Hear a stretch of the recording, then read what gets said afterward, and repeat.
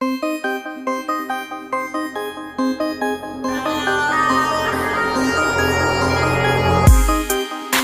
भाई, applications of Gauss law कर रहे हैं हम। कंटिन्यूस 2 और 3 लेक्चर्स हो गए अपने, ये लेक्चर 11th है।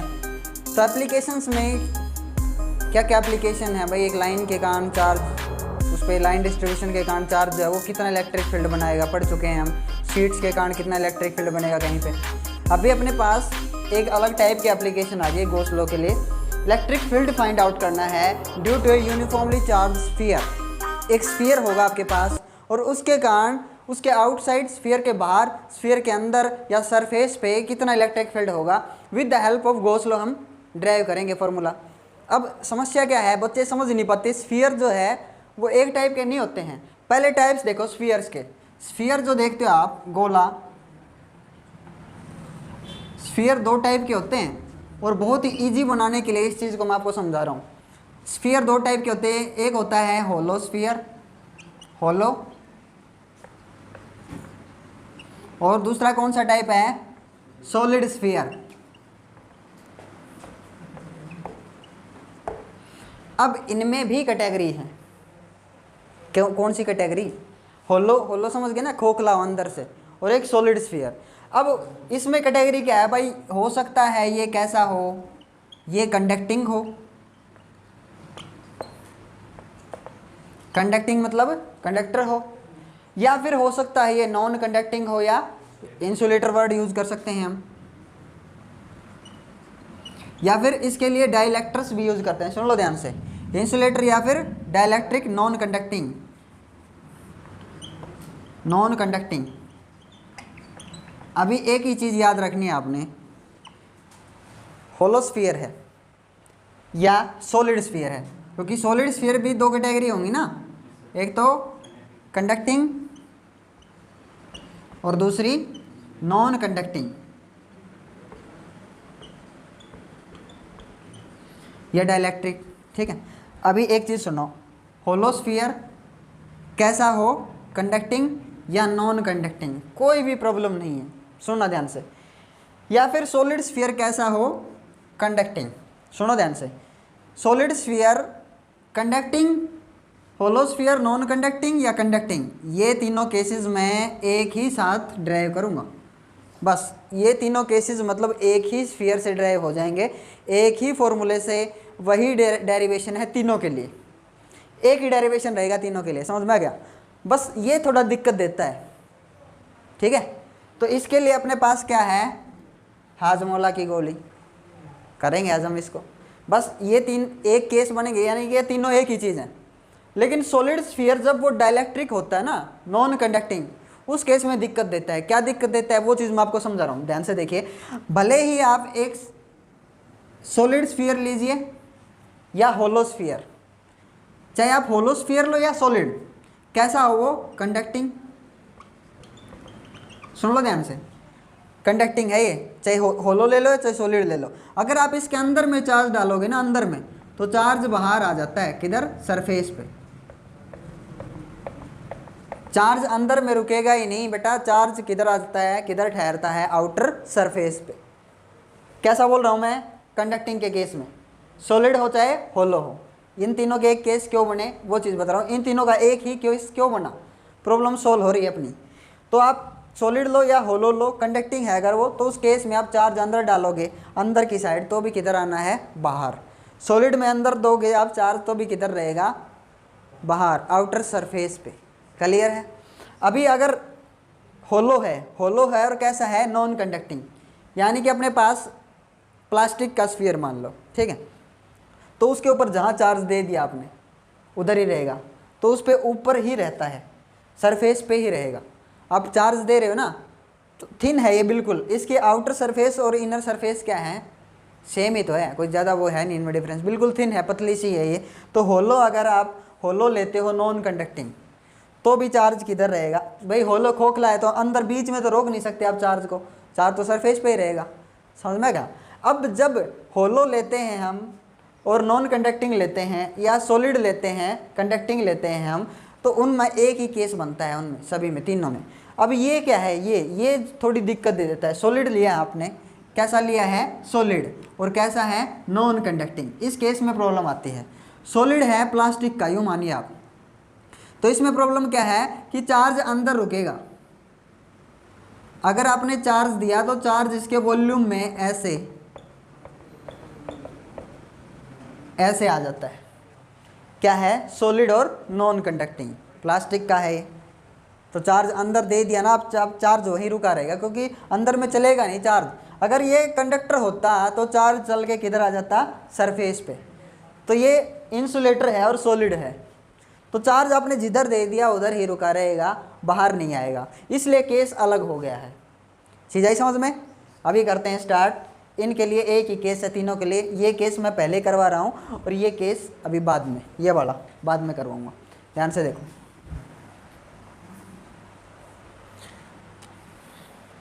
अभी मान लीजिए आपने कंडक्टिंग या नॉन कंडक्टिंग क्या लिया है, होलो, खोखला। तो इसके ऊपर चार्ज किधर रहेगा, सरफेस पे। किधर रहेगा भाई, सरफेस पे, ठीक है ना। तो इससे इलेक्ट्रिक फील्ड कैसा निकलता है, पॉजिटिव चार्ज से रेडियली आउटवर्ड। रेडियली आउटवर्ड ऐसे, रेडियली आउटवर्ड। मैं ये क्यों बना रहा हूँ, ध्यान से देख लो अभी।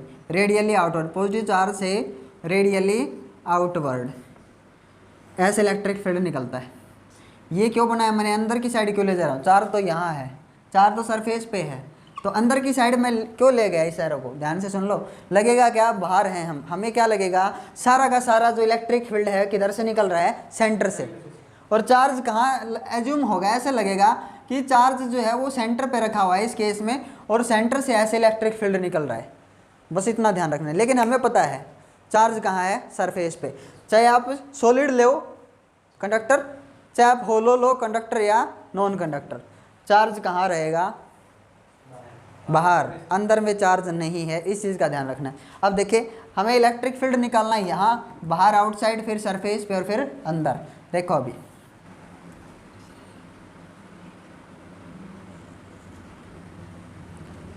ये स्फीयर है भाई अपने पास, और जिसका सेंटर O है, और इसकी रेडियस कितनी है, कैपिटल R। इसकी रेडियस क्या है जो उनकी, कैपिटल R। अभी हमने इसको चार्ज दिया तो चार्ज यहाँ रुकेगा, हमें पता है। 3 केस ऐसे हैं, 3 केसेस जिसमें चार्ज सरफेस पे ही टिकेगा, आउटर सरफेस पे। और उन तीनों का एक डिराइव करने जा रहे हैं, एक derivation.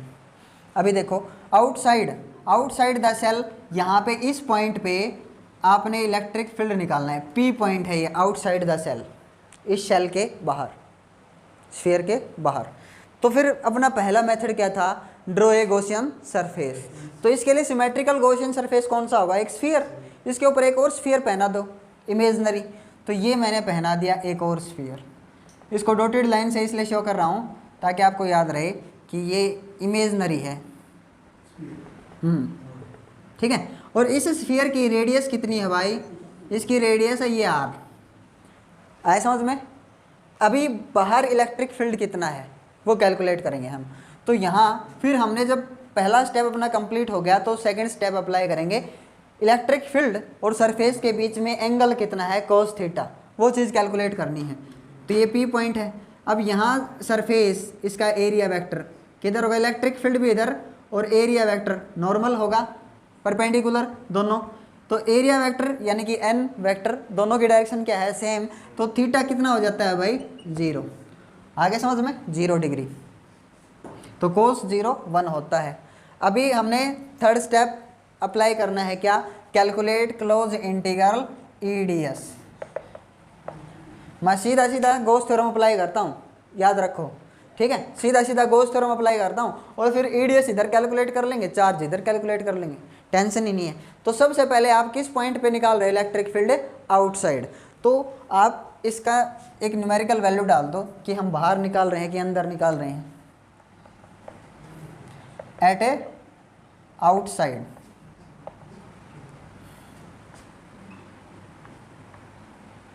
Electric field outside calculate करना है हमारे को, जहाँ पे स्मॉल r की value greater than capital R। दिख रहा है आपको क्लियर, ठीक है। अभी apply Gauss theorem, close integral E dot DS is equals to क्या होगा, Q अपॉन में एप्सिलॉन नॉट। एप्सिलॉन नॉट बाहर है, एयर ही होगी इसलिए एप्सिलॉन नॉट। अगर अंदर होगा, सॉलिड होगा तो एप्सिलॉन नॉट नहीं यूज़ करेंगे, मीडियम के लिए एप्सिल यूज़ करेंगे। आगे समझ में। अब देखो ईडीएस को ओपन करो, इधर कैलकुलेट करते चले जाएंगे इसको। ई तो close integral E D S cos theta है 0 is equal to Q upon में एप्सिलॉन नॉट। अब देखो कोस 0 1 हो गया, ये हट गया कोस 0 1। अब ई तो कांस्टेंट है हर जगह पूरे सरफेस पे, तो आप किसको इंटीग्रेट करोगे, ds पूरे सरफेस को इंटीग्रेट करोगे क्यू अपॉन में एप्सिलॉन नॉट। तो ई इसको इंटीग्रेट करके क्या मिला 4 pi are square. Very good, 4 pi are square. यहाँ देखो आर कैपिटल आर है, ये बड़ा है, समझ गए।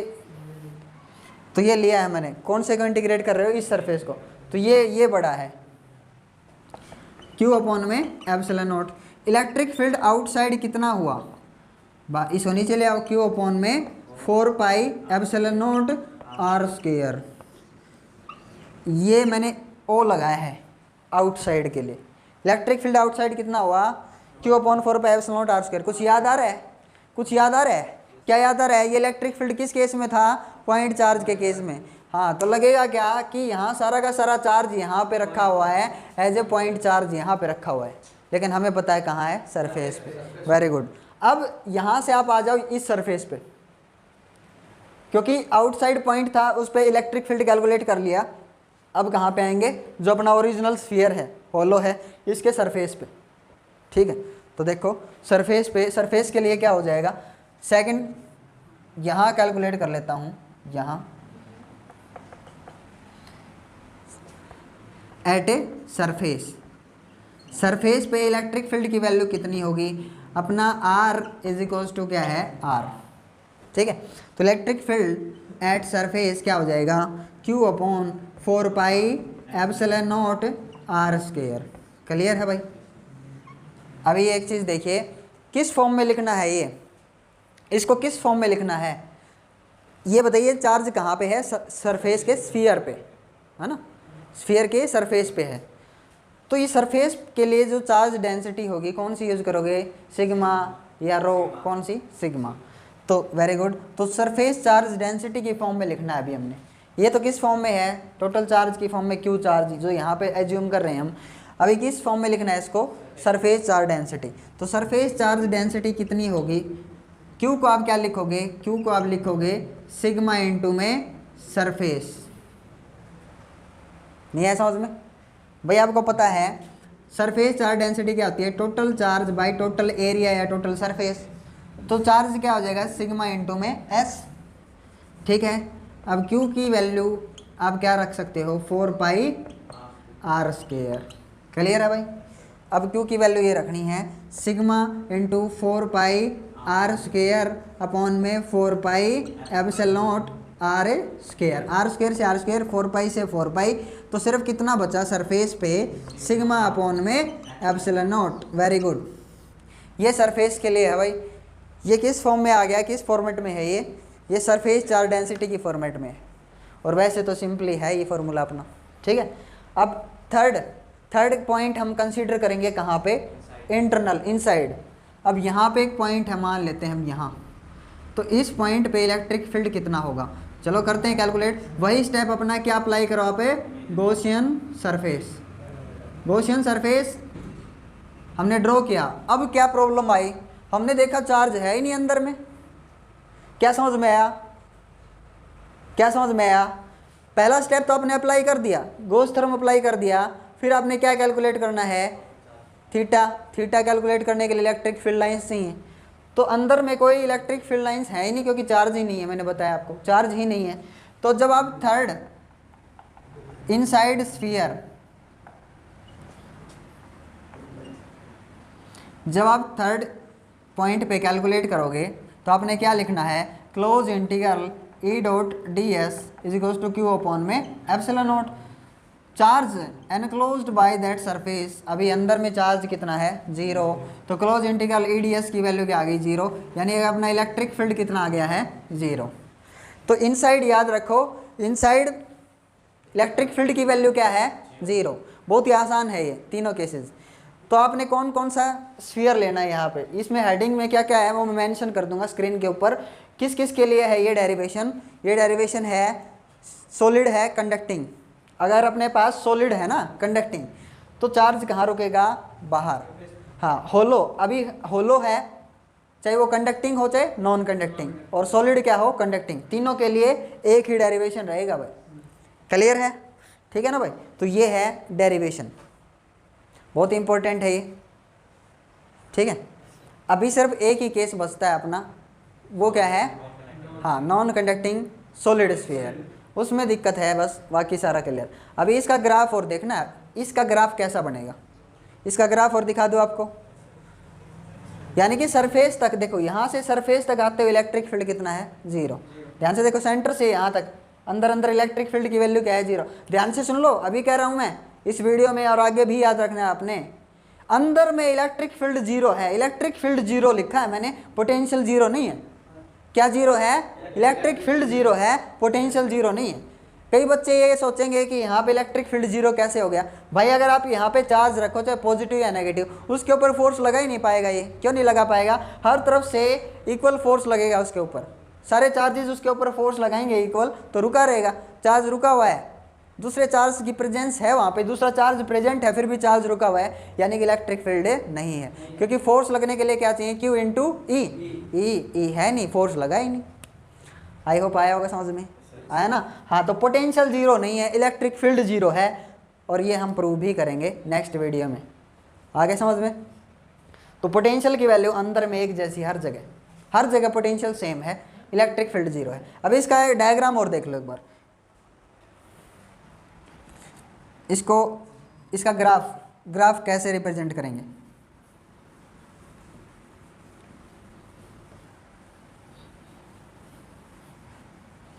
देखो इसका ग्राफ कैसे बनेगा। ये रहा एक्स एक्सिस और वाई एक्सिस, एक्स एक्सिस और वाई एक्सिस, ध्यान से देख लो भाई। अब ये क्या है? ये हम मानते हैं ओरिजिन, यानी कि सेंटर ओ, यहाँ से इधर डिस्टेंस है, डिस्टेंस, तो यहाँ ये जो सरफेस तक पहुँच गए हम, सेंटर से चले थे कहाँ तक? आगे सरफेस तक, और फिर बाहर चलेंगे, तो यहाँ पे r इज इक्वल्स टू क्या अपना? r। तो ये जो लाइन है अपनी डिस्टेंस वाली लाइन है, डिस्टेंस, और ये है इलेक्ट्रिक फील्ड के लिए, ई के लिए। तो यहाँ पे इलेक्ट्रिक फील्ड इतना क्या मान लिया? मैक्सिमम। अब चलो सेंटर से कहाँ तक? चलो सरफेस तक, सेंटर से सरफेस तक इलेक्ट्रिक फील्ड 0, इलेक्ट्रिक फील्ड की हाइट दिखानी नहीं, इलेक्ट्रिक फील्ड क्या है? 0। अब जैसे आप सरफेस पे पहुँचे, जैसे ही सरफेस पे पहुँचे स्फीयर के, आपको क्या मिला? इलेक्ट्रिक फील्ड इज मैक्सिमम मिला इलेक्ट्रिक फील्ड आपको, ई मैक्स। तो ऐसे ये ड्रॉ कर दिया मैंने सरफेस पे, आ गया बस समझ में? अब जैसे आप बाहर निकलोगे, अपना फॉर्मूला क्या आया था? ई इनवर्सली प्रोपोर्शनल 1/r²। अरे सरफेस वाला भी तो दिखेगा आपको, सरफेस वाला भाई उसी से तो आया है। तो 1/r² का ग्राफ कैसा होगा? ऐसा, इसको और आगे कर देंगे, ठीक है? यानी कि जब r² का ग्राफ आप बनाओगे इनवर्सली प्रोपोर्शनल, तो एकदम से गिरता है, डिस्टेंस को डबल करेंगे, इलेक्ट्रिक फील्ड 4 टाइम्स वीक होगा, ठीक है ना? एकदम से ग्राफ ऐसा बनेगा कर्व्ड, एकदम से ग्राफ गिरेगा डिस्टेंस के अकॉर्डिंग। जैसे जैसे डिस्टेंस बढ़ेगा, सरफेस से आप दूर जाओगे बाहर, तो इलेक्ट्रिक फील्ड कमज़ोर होता चला जाएगा, और बोलेंगे कहाँ पे? अप्रोक्सीमेट इन्फिनिटी पे जाके ये क्या हो जाएगा? 0 बाहर। समझ में आएगा? क्लियर है? हाँ, अभी नेक्स्ट केस देखिए अपना सेकंड वाला।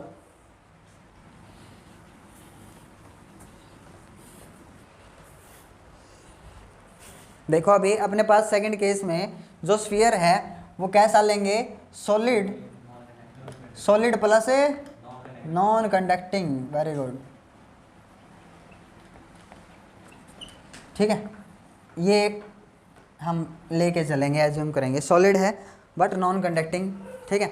अभी एज्यूम करते हैं यहाँ एक स्फीयर है जो सॉलिड है। अब जितना चार्ज दूंगा मैं, इसके वॉल्यूम में रुकेगा ऐसे यूनिफॉर्मली, ठीक है? चलो इसको ऐसे थोड़ा सा कम दिखाते ताकि प्रॉब्लम ना हो। अब हम पहले जो केस था अपना पहले वाला, उसमें किधर चले थे? बाहर से चले थे। इसमें कहाँ से चलना है हमने? अंदर से। तो अंदर से बाहर की तरफ जाएंगे, तो अंदर से जब बाहर की तरफ जाओगे तो ये रहा इसका सेंटर ओ। थोड़ा सा हटाता हूँ भाई इनको ताकि सेंटर अच्छे से दिखे आपको। और ये अंदर में मैंने एक स्फीयर इमेजिन कर लिया, क्योंकि अंदर में किसी पॉइंट पर मैंने निकालना था, यहाँ पे इलेक्ट्रिक फील्ड निकालना है। इसका जो डिस्टेंस है वो क्या मान लिया मैंने, आर।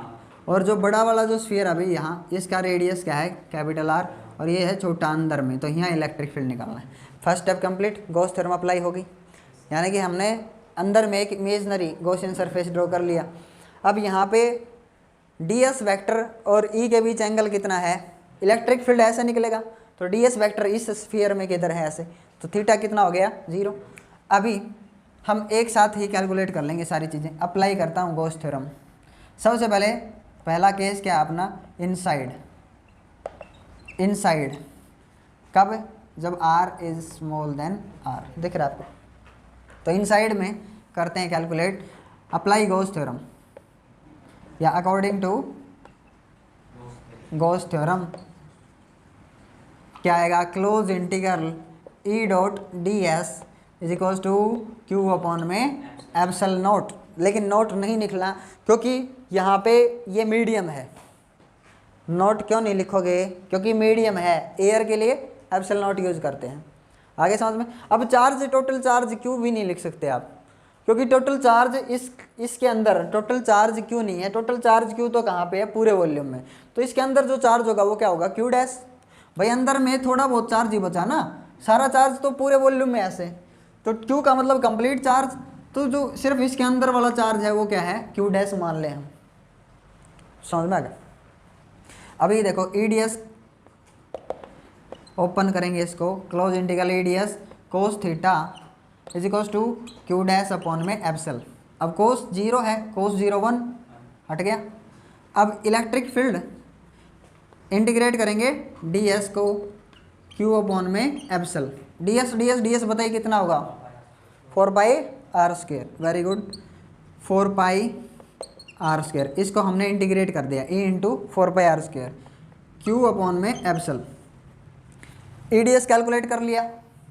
अब चार्ज कैलकुलेट कर लो भाई, इकट्ठा अप्लाई हो जाएगी लास्ट में गॉस थ्योरम। चार्ज बताइए कितना होगा अंदर में, ये जो क्यू डैश है या क्यू वन, आपने जो भी मानना है, कितना लेंगे हम बताइए, बताता हूँ। आपको पता है अंदर है मतलब वॉल्यूम में है यहाँ, तो आपको पता है वॉल्यूम चार्ज डेंसिटी क्या होती है, rho total charge by total volume. अरे यही तो फॉर्मूला होगा। तो Q को आप क्या ले सकते हो, रो इंटू वी। आया समझ में। तो Q डैश आपने निकालना है, Q डैश तो रो इंटू वी।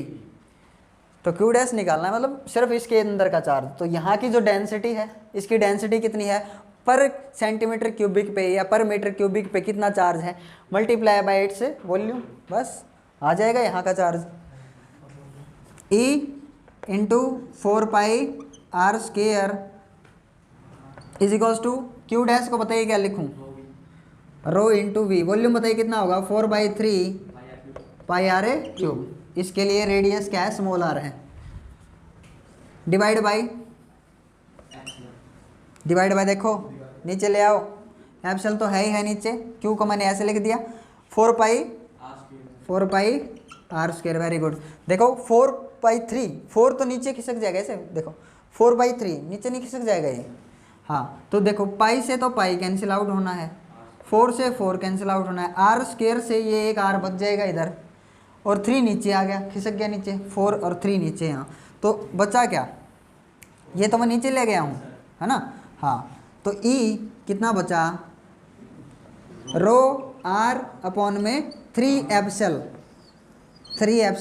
ये बचा इलेक्ट्रिक फील्ड कहाँ पे, इनसाइड, अंदर में।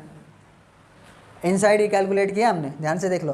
तो अंदर में ये इलेक्ट्रिक फील्ड की वैल्यू आई है, अपने हर जगह काम में आएगी। समझना, याद रख लो कितना है एप्सल आर, सॉरी कितना है, रो आर अपॉन में 3 एप्सल। कितना है, रो आर अपॉन में 3 एप्सल।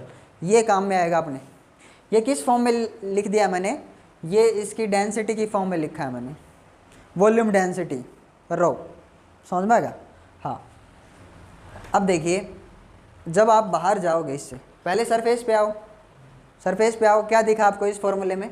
अभी प्रॉब्लम सॉल्व करता हूँ, सरफेस पे आओ। सेकंड केस करेंगे सरफेस पे,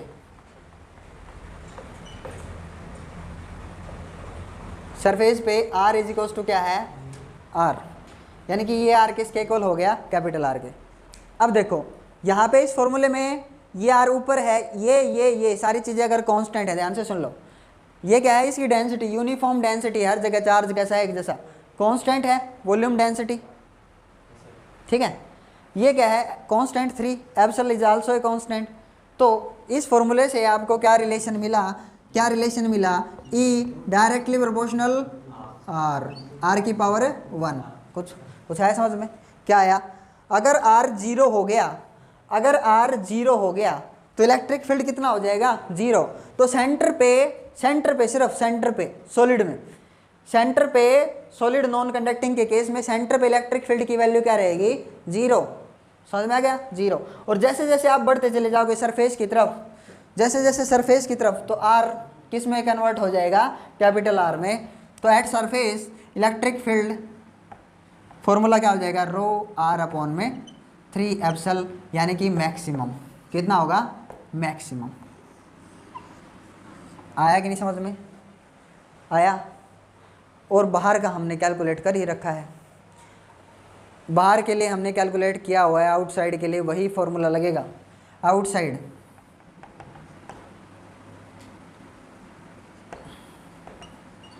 ये सरफेस के लिए, आउटसाइड के लिए हमारा फॉर्मूला क्या था, वही लग जाएगा भाई। आउटसाइड के लिए फॉर्मूला था इलेक्ट्रिक फील्ड Q अपॉन में 4 pi epsilon not R square. ये कैलकुलेट करने की ज़रूरत नहीं है, वी हैव ऑलरेडी कैलकुलेटेड, कर चुके हैं। अब इसका ग्राफ बचता है, आया ना समझ में, काफ़ी इजी है। ग्राफ देखो, इसका ग्राफ कैसे ड्रॉ करेंगे।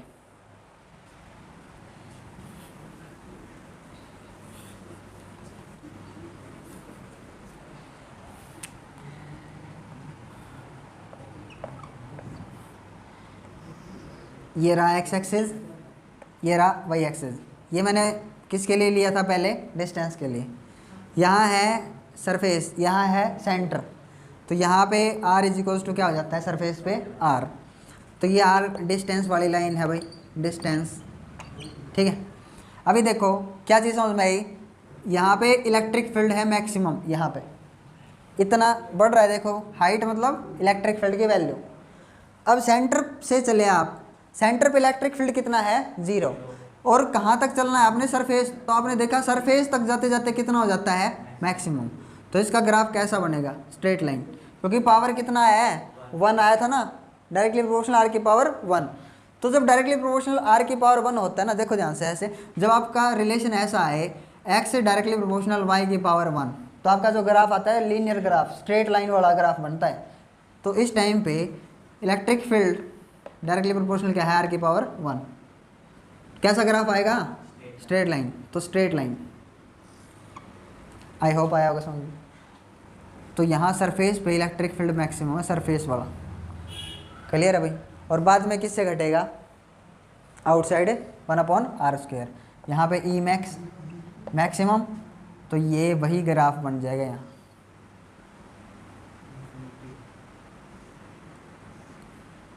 आया ना समझ में।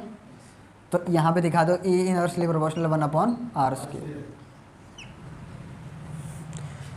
नेक्स्ट वीडियो में हम पढ़ेंगे पोटेंशियल कितना होगा, स्फीयर के कारण पोटेंशियल की वैल्यू कितनी होगी, अंदर पोटेंशियल कितना होगा, बाहर कितना होगा, और केस वही रहेंगे, सॉलिड या फिर होलो, केस सारे वही। Thank you for watching this video.